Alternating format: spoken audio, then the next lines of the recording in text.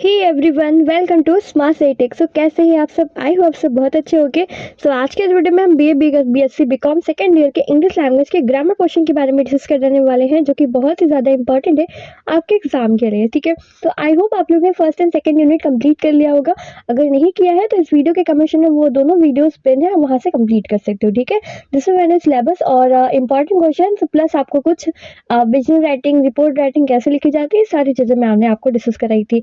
तो चलिए एक बार थोड़ा सा रिवीजन भी कर लेते हैं वो सारी चीज़ें को, एंड देन नेक्स्ट मैं आपको ग्रामर क्वेश्चन कंप्लीट।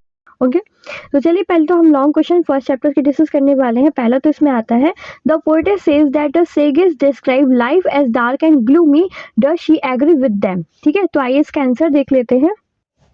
तो देखिए इसका आंसर हमारा आता है, sages describe life as a dark and gloomy, the poet Charlotte Bronte does not agree with this and state that this not true, life is to be enjoy and foolish. मतलब सेजेस मतलब क्या होता है, जो संतों की लाइफ क्यों इतनी सैड और उदासीन होती है, इसके बारे में लेखक ने बताया है। ठीक है, तो उनका मानना ऐसा नहीं है, लेखक का एक अपना नजरिया होता है, एक अपना जीने का सलीका होता है। ठीक है, नेक्स्ट आते हैं क्वेश्चन नंबर सेकंड पे चलते हैं।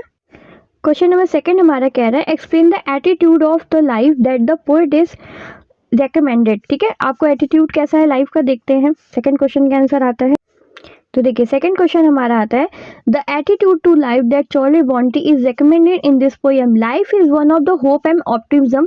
मतलब एक आशा और आपका ऑप्टिमिज्म का जरिया है, जो कि the poet acknowledge that there are dark moments in the life but they will eventually pass, instead of succumbing to despair we should bear the trials that life with fearless and courageous। ठीक है, बिना किसी डर के और हम साहस से लाइफ को जीना चाहिए। ओके, नेक्स्ट आते हैं क्वेश्चन नंबर थर्ड की तरफ चलते हैं।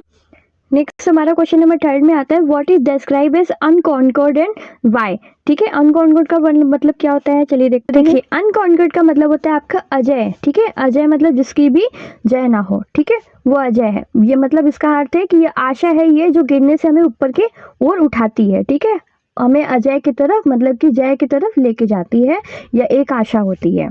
ठीक है, नेक्स्ट आता है, मैं आपको कुछ एक्स्ट्रा चीज़ें बताने वाली हूँ, जो कि सुनिए। तो पहला इसमें आता है, अगर आपको कुछ ऐसे क्वेश्चन पुटअप किया है जैसे कि what does life sunny hour refers to and according to the poet is how should we respond to them. ठीक है, अगर ऐसा क्वेश्चन आया, मान लीजिए इससे रिलेटेड क्वेश्चन आ रहा है, मान लीजिए अगर ऐसा सनी हावर्स के बारे में पूछा है बट इसका रिस्पॉन्ड न पूछ के कुछ और पूछ लिया, तो आप अगर इसका आंसर याद किए हो, रिविजन किए हो, तो उससे रिलेटेड आप लिख सकते हो। ठीक है, अगर इसमें घबराने वाला बात नहीं है। कभी कभी होता है कि हम जो चीज़ पढ़ते हैं एग्जामिनर वैसा ही क्वेश्चन देता है, बट वो क्या होता है ना कि आपको लैंग्वेज चेंज कर देता है। ठीक है, तो ऑप्शनल होता है ना कभी कभी, और में करके देखिए कुछ क्वेश्चन वैसा ही होता है लेकिन आंसर दोनों का सेम ही होता है। ठीक है, ऑप्शनल क्वेश्चन के, तो वही इसमें तरीका यही होता है कि इंग्लिश में कभी कभी एग्जामिनर आपको कंफ्यूज करने के लिए ऐसा क्वेश्चन बना सकता है कि आपने जो पढ़ा है आपको लगेगा कि अरे ये मैंने तो पढ़ा ही नहीं है, ये तो आया ही नहीं था, एंड ऐसा नहीं होता है, वो रिलेटेड ही क्वेश्चन होते हैं। ठीक है, एक बार आप अगर दोबारा अगर क्वेश्चन को ध्यान से पढ़ेंगे तो वो आपके क्वेश्चन जो भी पढ़े हुए हैं वो रिलेटेड ही रहते हैं। ठीक है, इसमें डरने वाली बात नहीं होती है कि आपने वो पढ़ा है और वो नहीं आया है। ठीक है, हमेशा रिलेटेड क्वेश्चन आता है, कोई भी आउट ऑफ सिलेबस क्वेश्चन नहीं पुटअप किया जाता। ठीक है, तो कॉलेज है, कोई कंपटीशन नहीं है जो अलग ही लेवल का क्वेश्चन पूछने लगेंगे। ठीक है, ऐसा कोई बात नहीं होती है।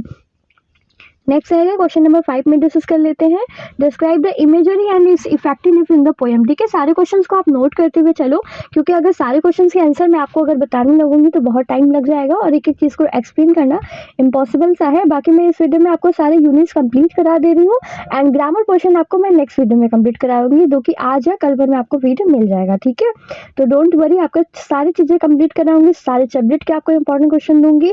जैसे कि हिंदी के पेपर आप लोग ने बहुत अच्छे से किया है, नेक्स्ट आपको इंग्लिश का भी अच्छे से करना है, नेक्स्ट आगे सारे सब्जेक्ट कंप्लीट करने हैं। ठीक है, तो चलिए सेकंड क्वेश्चन चैप्टर के बारे में डिस्कस कर लेते हैं, जिसमें हमारा क्वेश्चन है wrong man in workers paradise के रिलेटेड क्वेश्चन आपके सारे आएंगे। तो पहला आता है, what should things of did the man do on the earth. ठीक है, मतलब कि आपका धरती पे आने का क्या आपका पहलू है, क्या तरीका है, क्यों आप धरती पे आए हैं, ऐसा कुछ क्वेश्चन अगर पुटअप करेगा तो आप ऐसा क्वेश्चन का आंसर वही लिखना जो आपको याद है। ये नहीं कि मतलब आपने पढ़ा और मुझे याद क्या था और मैं क्या लिख रहा हूँ, ऐसा कुछ भी नहीं आप लिख सकते हो रिलेट करके। ठीक है, नेक्स्ट आएंगे क्वेश्चन नंबर सेकंड में पुटअप कर रहा है what was the attitude of the man and women before the entry of the wrong man in workers paradise. ठीक है, नेक्स्ट आपको अगर इसका पेड पीडीएफ चाहिए होगा तो मुझे टेलीग्राम पे शेयर कर दीजिएगा, इसका मैं पेड पीडीएफ कोर्स आपको प्रोवाइड करूंगी जो कि बहुत ही कम प्राइजेस में आपको सारी चीजें मिल जाएंगी। ठीक है, नेक्स्ट आएंगे क्वेश्चन नंबर नेक्स्ट थर्ड पे डिस्कस कर लेते हैं। दिया हुआ है इसमें आपका describe the author views of the scheme of things in worker paradise. ठीक है, क्वेश्चन सारे नोट करते हुए चलो, बहुत ही इंपॉर्टेंट है, बहुत मेहनत से सारी चीजें बनाई है, बहुत ही एनालाइज करके बनाया है चीजें, तो आप लोग थोड़ा सा एफर्ट दिखाइएगा, चैनल को सब्सक्राइब कर लीजिएगा, वीडियो को लाइक और शेयर जरूर करिएगा। ठीक है, नेक्स्ट आएंगे क्वेश्चन नंबर 4 में आते हैं what is the effect of man's creation on the girl and other in workers paradise. ठीक है, क्वेश्चन नोट कर लीजिए। क्वेश्चन नंबर 5 में आते हैं what is the girl do after taking home the painted picture. ठीक है, हमारा सेकंड चैप्टर कंप्लीट हो गया है यहाँ पे। नेक्स्ट आते हैं क्वेश्चन चैप्टर थर्ड पे दिया हुआ है जिसमें हमारा आया था पोएम से रिलेटेड है। सब समराइज देखिए, ये क्वेश्चन देखिए कैसे, आपको मैं एक ट्रिक बताती हूँ। देखिए ये क्वेश्चन आपका 2 क्वेश्चन का एक क्वेश्चन है, देखो कैसे। Summarise the speaker experience on a picnic day when she was in kindergarten. देखो ये क्वेश्चन है, एक तो ये ऐसा क्वेश्चन बन रहा है, बट इसी क्वेश्चन में एक और क्वेश्चन था, क्या है, सेंट्रल आइडिया। यही क्वेश्चन का रिलेटेड क्वेश्चन है कि सेंट्रल आइडिया बताइए चैप्टर का। अगर सेंट्रल आइडिया आ गया और ये क्वेश्चन आ गया तो आपको क्या लगेगा कि अरे ये तो मैंने पढ़ा ही नहीं था, सेंट्रल आइडिया आ गया, अब सेंट्रल आइडिया कैसे लिखनी है। बट आपने अगर इस क्वेश्चन का आंसर पढ़ा हुआ है तो क्या आप सेंट्रल आइडिया नहीं लिख सकते हैं? लिख सकते हैं ना, क्योंकि यही क्वेश्चन है जो कि सेंट्रल आइडिया का रूप है, दूसरा रूप को इसको सेंट्रल आइडिया कहते हैं। समराइज लिखिए या सेंट्रल आइडिया लिखिए, एक ही चीज होता है। ठीक है, उसमें कोई ज्यादा डिफरेंसेस नहीं है। ठीक, कंफ्यूजन दूर हो गया। आई होप आप लोगों का कंफ्यूजन दूर हो गया होगा कि कभी कभी पढ़े हुए चीजें नहीं आते बट वो रिलेटेड ही क्वेश्चन होते हैं, आप लोग थोड़ा सा कंफ्यूज हो जाते हो, क्योंकि एग्जाम में आपको कंफ्यूज ही करेगा ना, कि वर्ड को थोड़ा डिफरेंस कर देगा तो आपको लगेगा अरे ये मैंने तो पढ़ा ही नहीं था। बस यही चीजें हैं, थोड़ा सा पकड़ लोगे तो सारी चीजें आसान हो जाएंगी। नेक्स्ट आते हैं क्वेश्चन नंबर सेकंड में है the speaker of the poem says today the word is a little more my own word she is man. ठीक है, इसका क्वेश्चन कंप्लीट करिएगा। नेक्स्ट आएंगे क्वेश्चन नंबर थर्ड में दिया हुआ है the poet uses several expressions such as blue frog and honey coloured, find out what such hyphenated words are called and how they are used. ठीक है, देखो अब blue frog and Honey colour से related जितने क्वेश्चन आपको exam में आएंगे ना, सारे आप आंसर ऐसे मिक्स मैच करके लिख सकते हो। ठीक है, डराने वाला बात नहीं है। क्या है इसमें, अगर ब्लू फॉक्स से रिलेटेड क्वेश्चन आ रहा है तो लिख देना। ठीक है, डरने की जरूरत नहीं है। और इसके सारे आंसर आपको चाहिए होगा तो टेलीग्राम पे शेयर करना, वहां से मिल जाएगा, डीएम करना, इसके आंसर भी मैं आपको प्रोवाइड करूंगी। नेक्स्ट आएंगे चैप्टर 4 में पुटअप कर रहा है कि फर्स्ट है What according to Narayan should be the character of a Bharat brand of English emerging in India। ठीक है, क्वेश्चन नोट करिए।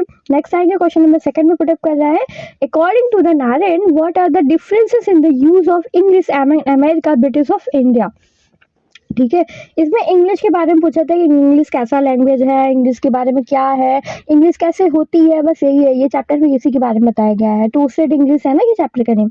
नेक्स्ट आएंगे क्वेश्चन नंबर थर्ड में in the third and fourth paragraph the author discuss the use of English in which country. ठीक है, तो third fourth first paragraph second paragraph से जितने रिलेटेड क्वेश्चन होंगे सारे पढ़ लीजिएगा। मैं फिर से बता देती हूँ कि third fourth first second paragraph से जितने रिलेटेड क्वेश्चन बनेंगे सारे आपको पढ़ने हैं। ठीक है, क्वेश्चन नंबर 4 में आते हैं Narayan refers to muffins at the beginning on the essay. ठीक है, ये क्वेश्चन इंपॉर्टेंट, इसे नोट करेगा।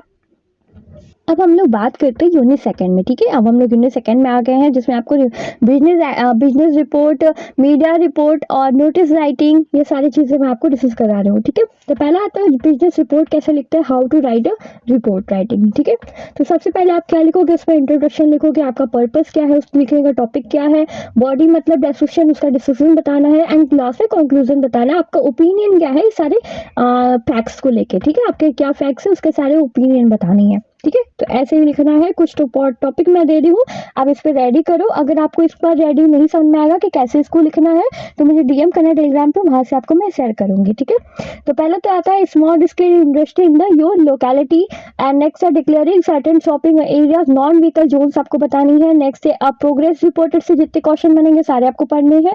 नेक्स्ट है installing solar panel and all roof tops पढ़नी है। एंड द लास्ट है online admission who under graduate courses. ठीक है, ये सारे आपको किस में पढ़ने हैं, बिजनेस रिपोर्ट में। ओके, सारे टॉपिक पढ़िएगा। नेक्स्ट आएंगे मीडिया रिपोर्ट में आपको क्या क्या पढ़ना है, मीडिया रिपोर्ट कैसे तैयार किया जाता है। सबसे पहले तो आप इसमें एक्सप्लेनेशन लिखते हैं, फिर इंट्रोडक्शन लिखते हैं, फिर कंक्लूजन लिखते हैं। ठीक है, इसका जो पिरामिड है आपका, पहले आप क्या लिखोगे, एक्सप्लेनेशन, फिर इंट्रोडक्शन, फिर कंक्लूजन। ओके, ऐसे ही कंप्लीट करना है। नेक्स्ट आएंगे आपको कौन कौन से टॉपिक पर कंप्लीट करना है, कॉलेज बेस और कंपेटेटिव एग्जाम बेस आपको सारे इसमें पुटअप करेगा मीडिया रिपोर्ट में, ठीक है। नेक्स्ट आएंगे नोटिस राइटिंग क्या होती है, इसका फॉर्मेट कैसे रेडी करना है ये भी मैं आपको दिखाऊंगी, ठीक है। एंड ब्लॉग राइटिंग का आपको फॉर्मेट भी बताऊंगी कैसे बनता है।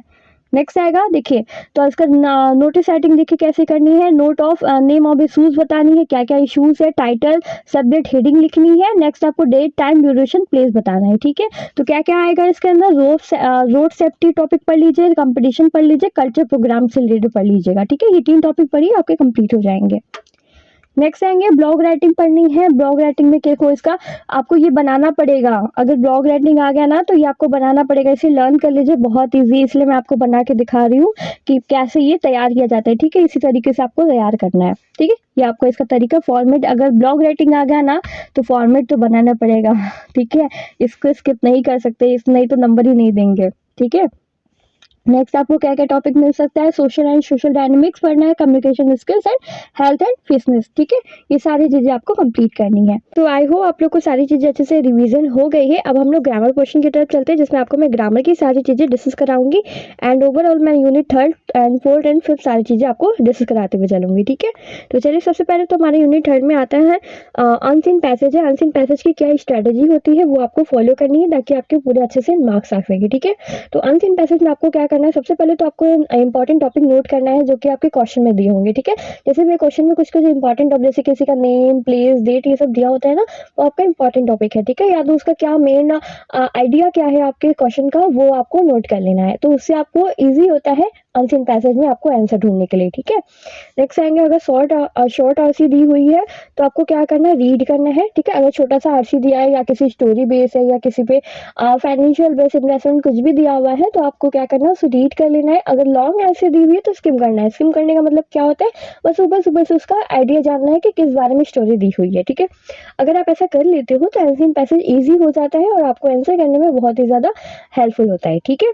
नेक्स्ट आपको क्या पॉइंट ध्यान देना है, जैसे कि मैंने आपको बताया था कि पॉइंट है जैसे कि डेट प्लेस नेम, ये तीनों चीजें आपको बहुत अच्छे से ध्यान देनी है ताकि आपको स्ट्रेटेजी फॉलो करिए ये अनसीन पैसेज की, ताकि आपके अच्छे से नंबर आ सके, ठीक है। अनसीन पैसेज इंपॉर्टेंट है, स्किप मत करिएगा एंड एग्जाम में आएगा तो इसे जरूर कंप्लीट करिएगा और ये आएगा ही, ठीक है। नेक्स्ट आएंगे, देखिए वो कैब के लिए हम नहीं कह सकते क्योंकि वो कैब एग्जामिनर कुछ भी दे सकता है एंड बस मैं एक अंदाजा लगा के आपको बता सकती हूँ कि आप थोड़े बहुत वो कैब पढ़ लीजिए, बाकी आपके जो बुक में है ना उसे कंप्लीट कर लीजिएगा, ठीक है। अगर जिसके बुक में नहीं है एंड जिसके पास बुक नहीं है मैं यहाँ पे लिखवा दी हूँ, बाकी आप थोड़ा बहुत बुक से पढ़ लीजिएगा ताकि आपकी पूरी कंप्लीट हो जाए वो कैब, क्योंकि वो कैब का एग्जैक्टली आइडिया नहीं होता है कि यही वाला वो कैब आएगा, है ना। एग्जाम में कुछ भी दे सकता है वो कैब में, बाकी ईजी आता है अगर आप एक बार पढ़ लेते हो वो कैब सारे तो उससे रिलेटेड आएगा, कोई भी अलग नहीं आता है, ठीक है। इजी आता है, इजी वर्ड आपके जो डेली बेसिस पे जो वो यूज होते हैं सारे वर्ड वही सारे आते हैं, ठीक है। तो पहले हम कुछ आपको वो कैब बता दें, जैसे आउटस्टैंडिंग हो गया, ग्लोरियस हो गया, कंसिडरेबल हो गया, कॉन्सेप्ट हो गया, सब्सटेंस हो गया, है ना। चेंज कर लीजिए। एंड यूज का मतलब क्या होता है, बड़ा, यूनॉर्मस, है ना। एंड पुअर का क्या हो गया, रिच हो गया, क्विट का, नोइजी का, ग्रेट का, स्मॉल, डॉन का, डस्क मतलब डॉन मतलब क्या होता है भोर और डस्क का मतलब शाम, ठीक है। एंड नेक्स्ट सोरो का क्या हो गया, चीर क्या है, मेज का, कैम का, ठीक है। तो आपको सारी चीजें आपको वोकैब अच्छे से पढ़ लेनी है एंड मैं आपको, अगर आप लोग चाहेंगे कि मैम और वोकैब दे दीजिए, अगर मुझे नहीं समझ में आ रहा है तो मुझे आप टेलीग्राम पे डीएम कर देना या टेलीग्राम पे मैसेज करना, मैं आपको वहां से डायरेक्ट कुछ वोकैब की पीडीएफ प्रोवाइड कर दूंगी। अगर आप वो पढ़ लेते हो तो आपको कंप्लीट हो जाएगी, ठीक है। वहाँ पे आपको कहाँ से मिलेगा, टेलीग्राम पे, ठीक है। टेलीग्राम पर ज्वाइन होना, वहाँ पे आप मुझे डायरेक्ट मैसेज करना, वहाँ पे मिल जाएगा, ठीक है। चैनल पे से आपको मैसेज कर सकते हो, ठीक है। तो नेक्स्ट टॉपिक क्या है, कुछ और वो क्या है, जैसे कि देख लो प्रेजेंस है, रियलिस्टिक है, पर्सनल है, एक्सपीरियंस है, इफेक्ट है, ये सारे आपको PYQ बेसिस आपका सारे वो कैप है, ठीक है। तो PYQ बेसिस आपको वो कैप अच्छे से कंप्लीट करनी है। नेक्स्ट आएगा यूनिट 4 में देख लीजिए एसी आएगा। एसी मैंने बताया कि जैसे इस टॉपिक पे पढ़ लीजिएगा, अदरवाइज आप थोड़ा सा नॉलेज रखिए कि ऐसे क्या है ना कि आप खुद से भी लिख सकते हो, अगर आपको इंग्लिश की थोड़ी बहुत नॉलेज है तो आप ऐसे खुद से भी बना के लिख सकते हो, ठीक है। आपको बस टॉपिक क्या होता है वो पढ़ना है, बाकी मैंने इंपॉर्टेंट टॉपिक बता दिया, आप इससे अगर रिलेटेड पढ़ लेते हो, अदरवाइज इससे थोड़ा सा और चेंजेस में आता है तो आप वो भी कंप्लीट कर लेना, ठीक है। अगर एजुकेशन बेस पे आते हैं, अगर आपने एजुकेशन के बारे में पढ़ा हुआ है कि कैसे उस पे से लिखना है, एजुकेशन से रिलेटेड कोई भी ऐसे आया तो आप वो लिख सकते हो, ठीक है। बस उसमें जो वर्ड होगा थोड़ा सा मिसमैच करके लिख देना। नेक्स्ट है टेक्नोलॉजी या सोशल मीडिया ले लीजिए। सोशलॉजी टेक्नोलॉजी या मतलब कि आपका सोशल मीडिया ह्यूमन से कैसे रिलेशनशिप है, क्या उनका रिलेशन है, इसके बारे में बताना है। ठीक है, या तो टेक्नोलॉजी आएगा या तो सोशल मीडिया आएगा। ठीक है, ये दोनों नोट कर लेना। प्रोटेक्शन ऑन बायोडाइवर्सिटी के बारे में पढ़ लीजिएगा। ठीक है, नेचर एंड इंपॉर्टेंट नेचर्स क्या है, पॉपुलेशन, नेचर एंड एनवायरनमेंट, तीनों पढ़ लीजिएगा। ठीक है, नेक्स्ट आएगा ट्रू फ्रेंडशिप और गुड सिटीजन। ठीक है, ट्रू फ्रेंडशिप मतलब फ्रेंडशिप के बारे में पढ़ लीजिएगा, गुड सिटीजन के बारे में पढ़ लीजिएगा। ठीक है, ये सारी चीज़ें आप एसी में कंप्लीट करोगे। एसी के टॉपिक हो गए हैं। अगर आपको इन सारे पे आपको अगर डिटेल में चाहिए होगा, सारे के आपको चाहिए कि मैम इस पर डिटेल बता दीजिए कि कैसे एसी को पूरा लिखें एंड कितने वर्ड का होना चाहिए, तो मैक्सिमम आप 200 वर्ड का लिखोगे ऐसे। ठीक है, कितने वर्ड का लिखोगे, 200 वर्ड का होना चाहिए और एक आज परफेक्ट होना चाहिए ऐसे। ठीक है, डिटेल में बताइए, अच्छा लिखिए और इफेक्टिव लिखिए। अगर आपको नहीं आएगा तो मुझे टेलीग्राम पे सेंड करना, मैं वहाँ से आपको सेंड कर दूंगी, जिसका आपको पेड पीडीएफ कोर्स लेना पड़ेगा, आपको वहाँ से मिल जाएगा सारी चीज़ें। ठीक है, अब आते हैं, बात करते हैं यूनिट 4 पे, जिसमें हमारा ग्रामर क्वेश्चन यहाँ से पूरा कंप्लीट स्टार्ट होता है। जिसमें आपको पहला तो आता है ऑर्डरिंग ऑफ द वर्ड्स। बहुत ईजी ग्रामर आता है आप लोग में, बहुत ईजी आता है। देखो सबसे पहले तो क्या आएगा कि ऑर्डर, आपको वर्ड का ऑर्डर बताना है। कुछ ऐसे एग्जाम्पल मैं आपको दूंगी कैसे आता है, बाकी मैं आपको एग्जाम्पल के तौर पर पहले समझा देती हूँ, फिर आपको बताऊंगी एग्जाम में कैसे आता है। ठीक है, नेक्स्ट अगर आपको क्या, इसका फॉर्मूला क्या है, सब्जेक्ट वर्ब और ऑब्जेक्ट। ठीक है, इसका विषय बताना है, फिर इसका वर्ब बताना है, नेक्स्ट आपको ऑब्जेक्ट बताना रहता है। ठीक है, तो डॉग क्या है हमारा सब्जेक्ट हो गया, ईट्स हमारा क्या है वर्ब होगा, क्रिया हो गया, और मीट हमारा क्या है ऑब्जेक्ट हो गया। ठीक है, इसी फॉर्म में आपको बनाना रहता है। ठीक है, ठीक है, तो वर्ड्स ऑर्डर में आपको कैसे करना है, सब्जेक्ट बतानी है, फिर वर्ब बतानी है, फिर ऑब्जेक्ट बतानी है। ठीक है, डॉग क्या है हमारा सब्जेक्ट है, ईट्स हमारा क्या है आपका वर्ब है, और मीट हमारा क्या है ऑब्जेक्ट है। ठीक है, इसी आपको रूल फॉलो करना रहता है। नेक्स्ट आएगा कि देखो ऑक्सिलरी वर्ब पढ़ लीजिएगा, थोड़ा सा मॉडल ऑक्सिलरी वर्ब आता है। ठीक है, ऑक्सिलरी वर्ब आपको पढ़ना है, ये याद कर लीजिएगा इसको। ठीक है, इसका स्क्रीनशॉट ले लो, इसे याद कर लेना। बाय द वे अगर आपको पीडीएफ इसका चाहिए होगा तो पेड पीडीएफ कोर्स ज्वाइन कर सकते हैं या मेंबरशिप ले सकते हो, तो आपको इसका पीडीएफ प्रोवाइड हो जाएगा। ठीक है, नेक्स्ट आएगा एग्जाम्पल, आप देख सकते हो इसका एग्जाम्पल कैसे आता है एग्जाम में। देखिए, तो play ground went to the we, तो ऐसे आपको मिक्स मैच करके वर्ड आपको दिया होगा, मिक्स वर्ड दिया होगा, आपको ऐसे कंप्लीट करना है। ठीक है, तो इसको बनाना है अच्छे से, मतलब उसको फॉर्म में कंप्लीट करना है इसका रूल के साथ। तो क्या करोगे, इसको पहले तो हमारा क्या आएगा, सब्जेक्ट आएगा, वी हमारा क्या है सब्जेक्ट है। नेक्स्ट आपका वर्ब आएगा, वर्ब क्या है हमारा वेंट है, और प्ले ग्राउंड हमारा क्या है ऑब्जेक्ट है। क्या है हमारा प्लेग्राउंड ऑब्जेक्ट है, हम क्या कर रहे हैं किसके बारे में बता रहे हैं, वो हमारा ऑब्जेक्ट हो जाएगा। ठीक है, नेक्स्ट आपको एग्जांपल एक और दिखा देते हैं कि देखिए फिर से दिया हुआ है, पहले तो इसमें क्या दे दिया है वर्ब दिया है, फिर ऑब्जेक्ट दे दिया है, फिर आपका सब्जेक्ट दिया है। तो आपको इसके फॉर्म में कैसे लिखना है, सब्जेक्ट वर्ब और ऑब्जेक्ट, यही तीनों के आपको बनानी है। ठीक है, इसे लर्न कर लीजिएगा। देखिए इसका एग्जाम्पल क्या है, the sun was the shining, sun हमारा क्या हो गया सब्जेक्ट हो गया, वॉज हमारा क्या है वर्ब है, और शाइनिंग हमारा क्या है ऑब्जेक्ट है। ठीक है, इसी फॉर्म में इसको कंप्लीट करनी है। नेक्स्ट है एक्टिव पैसिव वॉइस है। ठीक है, तो बहुत ही इजी वे में सारी चीज़ें बता रही हूँ, ताकि मतलब बहुत ओवर लेवल नहीं बता रही हूँ, ताकि आपको समझ में नहीं आया और एग्जाम से ऊपर कोई चीज़ें मैं नहीं बताऊंगी, एंड वही बताऊंगी जो कि आपके एग्जाम में पर्पज होंगे। ठीक है, आपका एग्जाम के पर्पज के हिसाब से सारी चीज़ें आपको मैं बता रही हूँ, इजी वे में बता रही हूँ ताकि आप एग्जाम में कर पाओ। ठीक है, तो एक्टिव वाइज और पैसिव वाइज देखिए क्या होता है, बहुत इजी वे में बता रही हूँ, समझ जाओगे एक ही बार में। तो पहले तो एक्टिव वाइज क्या होता है, आपको भी इसका भी फॉर्म क्या होता है, SOVO से बनता है। ठीक है, सब्जेक्ट वर्ब और ऑब्जेक्ट से बनता है, बट पैसिव वाइज कैसे बनता है, ऑब्जेक्ट वर्ब और सब्जेक्ट से बनता है। ठीक है, पैसिव वाइज कैसे बनता है, ऑब्जेक्ट वर्ब और सब्जेक्ट से बनता है। ओके, ध्यान रखिएगा। नेक्स्ट इसका एग्जाम्पल देख लीजिए। देखिए एक्टिव वाइज का एग्जांपल क्या है, dad was the car, dad ने कार वॉश किया। ठीक है, नेक्स्ट आएगा क्या पैसिव वाइज में कैसे बनता है, the car was washed by the dad. ठीक है, तो क्या हो जाएगा, आपका ऑब्जेक्ट पहले आएगा, फिर वर्ब आएगा, फिर आपका क्या आएगा सब्जेक्ट आएगा। ठीक है, ऐसे कंप्लीट करनी है। देखो अब आते हैं use some of many enough otherwise few many subject very, सबके बारे में आपको मैं इसका यूजेस बताऊंगी, बहुत इजी है, पढ़ लोगे तो कर पाओगे एग्जाम में। ठीक है, तो सबसे पहले तो यूजेस बताती हूँ। एनी, एनी किसके लिए यूज करते हैं, नेगेटिव वर्ड के लिए यूज करते हैं और क्वेश्चन सेंटेंसेस के लिए यूज करते हैं। ठीक है, किसके लिए करते हैं, जैसे कि आपके पास ये चीजें हैं, क्या आपके पास ऐसी चीजें हैं, तो क्या जो जिसमें आपको क्वेश्चनिंग वर्ड आ रहे हैं, जिसमें आपको प्रश्न पूछा जाता है, उसके लिए हम एनी वर्ड यूज करते हैं। ठीक है, नेगेटिव वर्ड भी हो गया तो भी हम एनी लगाते हैं, और पॉजिटिव के लिए क्या लगाते हैं, सम लगाते हैं। ठीक है, तो देखिए आपको क्या है, एग्जाम्पल देख लेते, do you have any question, आपका तुम्हारे पास और कोई क्वेश्चन है, तो मतलब वही हो गया, ठीक है। एनी वर्ड किसके आती है, क्वेश्चन के लिए आती है, ठीक है। नेक्स्ट है सम के लिए क्या यूज होता है, सम क्या होता है, पॉजिटिव सेंटेंस होते हैं, एंड स्मॉल और मॉडरेट अमाउंट के लिए होता है। जैसे छोटी चीजों के लिए हम क्या यूज करते हैं, सम, मतलब कुछ कुछ है तुम्हारे पास, सम हैव, ऐसा कुछ होता है, ठीक है। नेक्स्ट है एग्जाम्पल देख लो, can you give me some water, क्या तुम मुझे कुछ पानी दे सकते हो, तो बस वही है, ठीक है। थोड़ी चीजों के लिए थोड़ा सा मांगने के लिए हम क्या यूज करते हैं, सम यूज करते हो, ये पॉजिटिव होता है, ठीक है। नेगेटिव में मत यूज करना।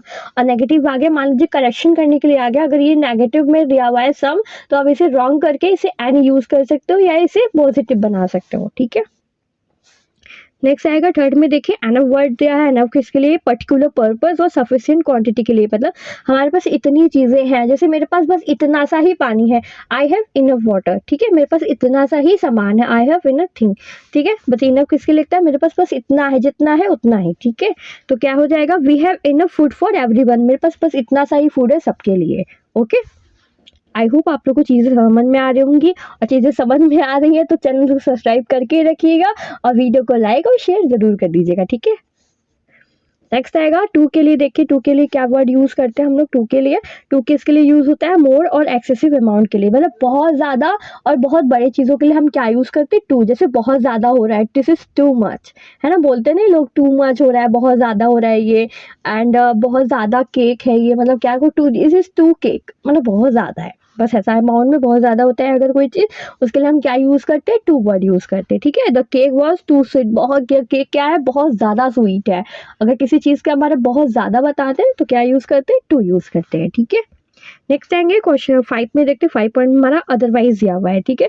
तो अदरवाइज के लिए हम क्या यूज करते हैं, देखिए तो अदरवाइज के लिए हमारा क्या आ गया, इंट्रोड्यूस एन अल्टरनेटिव पॉसिबिलिटी, ठीक है। जैसे हम इंट्रोड्यूस करते हैं किसी चीज के लिए या अल्टरनेटिव पॉसिबिलिटी बता रहे होते हैं, पॉसिबिलिटी कैसे बताते हैं, एग्जाम्पल से देख लो, hurry up otherwise we will miss the train, जल्दी करो वरना हम अपना अदरवाइज मतलब वरना हम अपनी ट्रेन मिस कर देंगे, है ना, जल्दी करो नहीं तो ये छोड़ देंगे, वरना ऐसा हो जाएगा। वरना जिसके लिए यूज करते हैं उसके लिए हम अदरवाइज यूज करते हैं, ठीक है। अदरवाइज ये तुम्हारे साथ ऐसा होने वाला है, अगर तुम ये नहीं करते हो वरना तुम्हारे साथ ये हो जाएगा, अदरवाइज यू हैव डन, ठीक है, ऐसा यूज करते हैं। अदरवाइज किसके लिए यूज करते हैं, वरना के लिए, मतलब तुम्हारे साथ ऐसा ऐसा नहीं करोगे तो वरना ऐसा हो जाएगा, ठीक है। अब आते हैं हम लोग नेक्स्ट टॉपिक पे, फ्यू वर्ड के लिए दिया है, तो फ्यू वर्ड हम लोग किसके यूज करते हैं, काउंटेबल थिंग्स के लिए और स्मॉल नंबर के लिए यूज करते हैं, ठीक है। काउंटेबल यूज के लिए करते हैं, काउंटेबल थिंग्स में जो भी आता है हमारा उसके लिए क्या यूज करते हैं, फ्यू वर्ड। जैसे only a few people attain the meaning, मतलब कि हम जिन्हें गिन सकते हैं उन्हें लिए हम क्या लगाते हैं, फ्यू वर्ड लगाते हैं, ठीक है।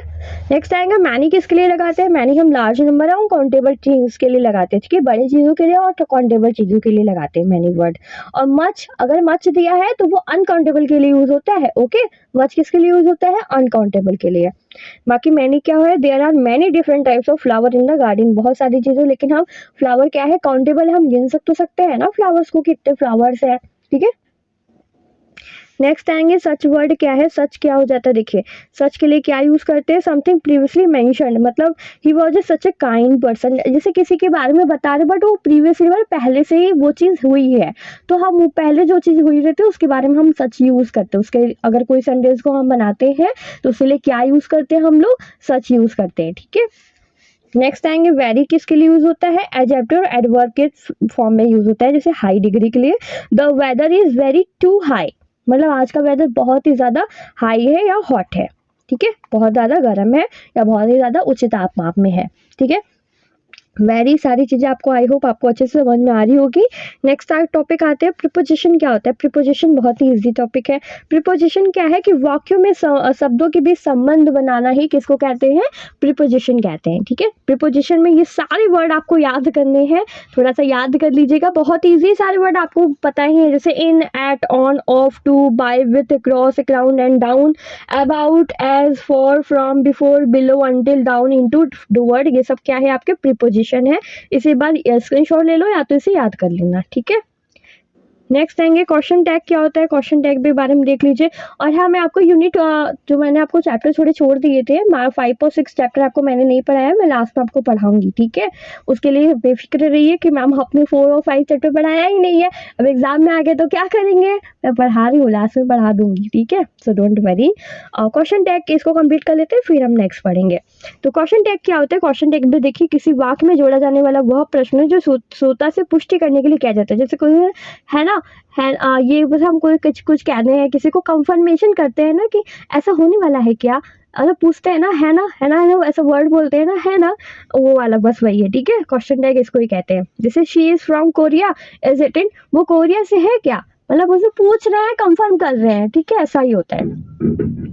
तो इसको लिए बात ध्यान दीजिएगा, इसमें थोड़ा सा ध्यान देने वाली चीज है कि अगर शी वर्ड लिखा है तो क्या हम आर यूज कर सकते हैं, नहीं, शी के साथ क्या लगता है, इज लगता है, ठीक है। तो इसे ध्यान दीजिएगा, हो सकता है यही करेक्शन करने के लिए आ जाए, तो ध्यान दीजिएगा। जैसे वी के साथ क्या लगता है, विल वी लगेगा, ठीक है, तो इसे ध्यान दीजिएगा। अब आइए नेक्स्ट देखते हैं। नेक्स्ट पॉइंट है हमारा अमेरिकन इंग्लिश और इंग्लिश इन यूज, ठीक है। ये तीनों टॉपिक आपको खुद से पढ़ने हैं, क्योंकि बुक में जितने चीजें दिए हुए हैं ना, बहुत ही ज्यादा लेंदी में दिए हुए थे, और थोड़ा सा आपको इस शॉर्ट में करके बस पढ़ लीजिएगा, इसे बस ऊपर ऊपर से पढ़िएगा, बहुत ज्यादा कंपलसरी नहीं है, बट एक बार थोड़ा सा ध्यान देके पढ़ लीजिएगा, ठीक है। नेक्स्ट आएंगे positive and comparative and superlative degree क्या होता है, पता ही होगा, आप लोग ने बचपन में पढ़ा ही है ना। Small, smaller, smallest, large, larger, largest, ये सारे आपको अगर चाहिए होगा मुझे टेलीग्राम पे डीएम करेगा, मैं आपको सेंड कर दूंगी, ठीक है। Fast, faster, fastest, high, higher, highest, बस यही है। इस positive and comparative superlative degree बनाने के लिए आएगा तो बना लीजिएगा, ठीक है। जैसे फ्रेश का क्या हो जाएगा, फ्रेश, फ्रेशर और फ्रेशेस्ट, लाइट, लाइटर, लाइटेस्ट, ठीक है। अब आइए थोड़ा सा चैप्टर आपको दिखा देती हूँ। क्वेश्चन 4 का चैप्टर है आपका, 5 का है। तो देखिए लॉन्ग टाइम के बारे में पढ़ लीजिएगा, ये क्वेश्चन आप फर्स्ट वाला कंप्लीट करेगा। एंड नेक्स्ट है 2 भी थोड़ा सा पढ़ लीजिएगा, इंपॉर्टेंट है, ठीक है।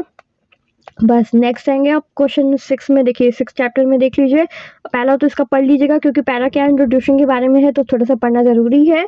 नेक्स्ट है सेकंड, क्या है, सेकंड सिस्टम एंड गवर्नमेंट से रिलेटेड है, तो ये थोड़ा सा कंप्लीट करिएगा, बाकी बहुत ईजी, एक बार इसका हिंदी पढ़ लीजिएगा, ठीक है।